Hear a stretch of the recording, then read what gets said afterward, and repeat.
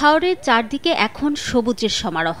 বড় ধানের ফাঁকে ফাঁকে চোখে পড়ে ছোট ছোট কুঁড়ে ঘর। দুর্গম হাওরে নদী কিংবা খালের পাড়ে সামান্য উঁচু জমিতে তৈরি এসব অস্থায়ী ঘরে বাস করেন হাজার হাজার কৃষক, যাদের বলা হয় জিরাতি। মানবেতর জীবনযাপন করে হাওরের মাটিতে ধান উৎপাদন করেন জিরাতি নামে পরিচিত এসব মানুষ।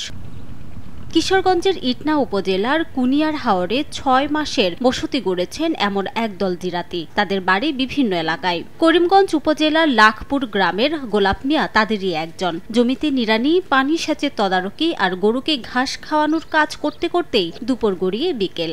বাপ দাদার আমল থেকেও চলতেছে।